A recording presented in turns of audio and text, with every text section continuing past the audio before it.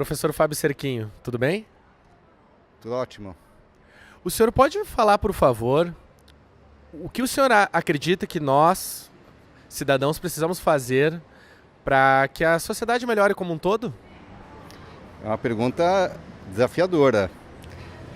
Nós tendemos a colocar a responsabilidade nos políticos, como se fosse a causa e a solução de tudo. Acho que tem que inverter a pirâmide e colocar a responsabilidade nas pessoas, nos pais, nas famílias, nas empresas, enfim, cada um assumir o seu papel.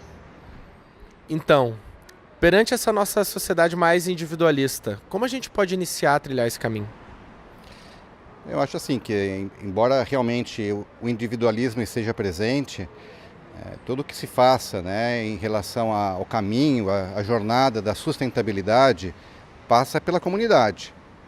Pode ser uma pessoa, sim, né, mas normalmente a gente fala comunidade, pelo menos família, vizinhança, prédio, a empresa, pequena empresa, média empresa, não precisa ser 10 mil pessoas, 1 milhão de pessoas. Acho que a questão vai se resolver não só com leis, ou com investimentos, pressão externa, tudo isso existe e faz parte. Mas eu sempre procuro olhar pelo viés da pessoa, da pequena comunidade, e o que realmente transforma no médio e longo prazo, que disso que a gente fala, não é curto prazo, as coisas demoram para acontecer, é normal isso, passa por decisões pessoais e por atitudes. E se o senhor pudesse dar, assim, exemplos para guiar essas pessoas que não querem ser políticos, quais boas atitudes o senhor acha que as pessoas deveriam ter e hoje ainda não têm, por exemplo?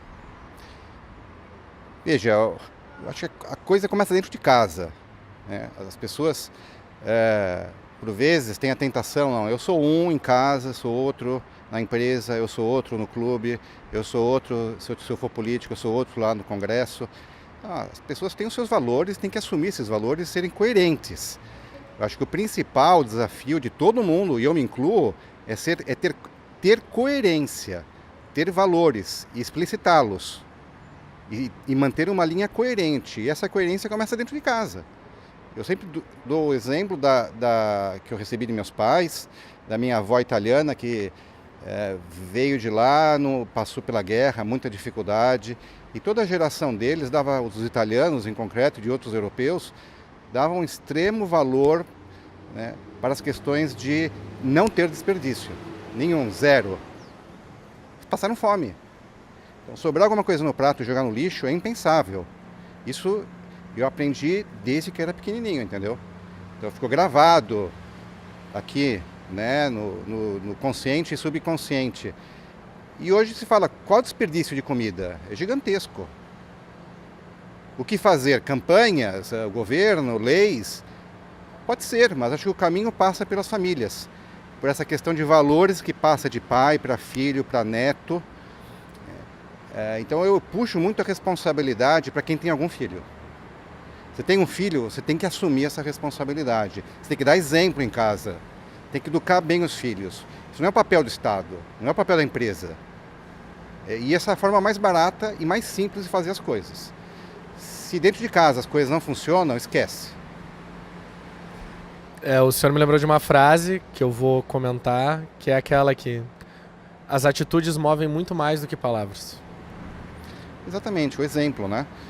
A gente cobra muito o exemplo dos políticos, mas acho que não podemos ter dois pesos e duas medidas, né? Também tem que cobrar dos chefes, dos colegas, da esposa, do marido, mas tem que ajudar os filhos também dando exemplo, né? Porque você não pode dizer uma coisa e fazer outra. Isso impacta muito as crianças, elas são esponjas, né? Elas percebem tudo.